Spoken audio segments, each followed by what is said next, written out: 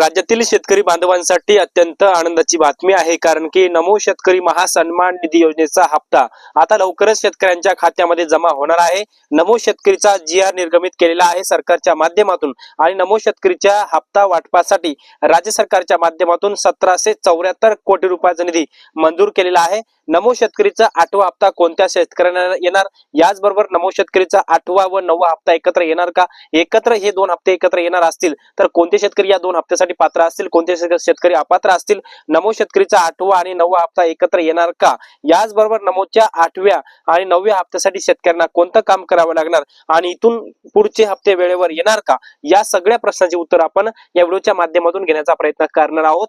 तर नमस्कार, मी ज्ञानेश्वर सवणकर स्वागत करतो आपल्या हक्काच्या YouTube चॅनल मध्ये। सर्वांना एकच विनंती आहे, व्हिडिओ शेवटपर्यंत बघा जेणेकरून नमो शेतकरीचा पूर्णपणे अपडेट तुम्हाला कळेल। मित्रांनो, काल राज्य सरकारच्या माध्यमातून एक महत्त्वाचा नमो शेतकरी संदर्भात शासन निर्णय GR निर्गमित केलेला आहे आणि नमो शेतकरीच्या 8व्या हप्त्यासाठी राज्य सरकारच्या माध्यमातून 1774 कोटी रुपयाचा निधी मंजूर केलेला आहे आणि नमो शेतकरीच्या 8व्या हप्त्यासाठी हा GR निर्गमित केलेला आहे आणि हा 1774 कोटी रुपयाचा निधी मंजूर केलेला आहे।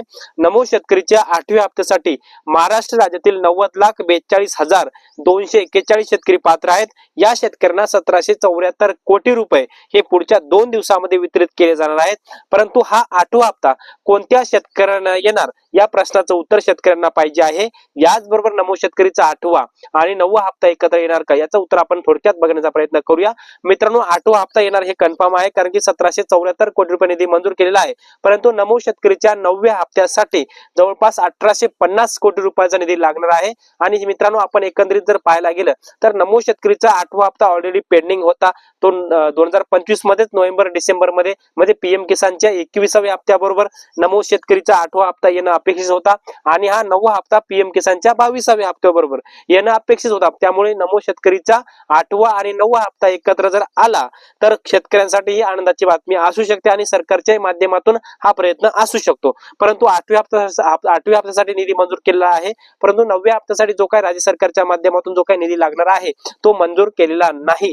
त्यामुळे नमो शेतकरीचा 8वा हप्ता एकत्र येणार, 8वा आणि 9वा हप्ता एकत्र येईल का, यावर प्रश्नचिन्ह निर्माण झालेला आहे। परंतु पुढच्या 2 दिवसांमध्ये आता नमो शेतकरीच्या 9व्या हप्त्यासाठी जो काही निधी लागणार आहे 1850 कोटी रुपयाचा, तो निधी राज्य सरकार मंजूर करू शकतं।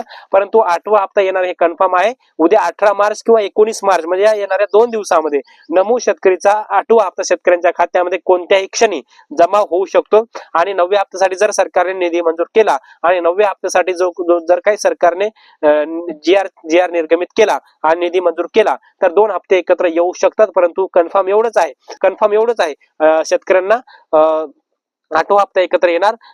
परंतु याच्यामध्ये आपण जर पाहायला गेलं तर नमो शेतकरीचा 8वा हप्ता येण्याकरिता शेतकऱ्यांना कोणतं काम करावं लागणार। मित्रांनो, तुमच्याकडे फार्मर ID असला पाहिजे, तुमच्याकडे तुमचं लँड सीडिंग यस असलं पाहिजे, तुमचं आधार सीडिंग यस असलं पाहिजे आणि तुमची PM किसानची KYC झालेली असणं अत्यंत महत्त्वाचं आहे। याचबरोबर PM किसानचा 22वा हप्ता ज्या शेतकऱ्यांना आलेला आहे त्या शेतकऱ्यांना नमो शेतकरी योजनेचा 8वा हप्ता त्यांच्या खात्यामध्ये जमा होणार आहे। एकूण 90,42,241 शेतकरी पात्र आहेत। या शेतकऱ्यांना 1774 कोटी रुपयाचा निधी हा लागणार आहे आणि हा त्यांच्या खात्यामध्ये जमा होणार आहे।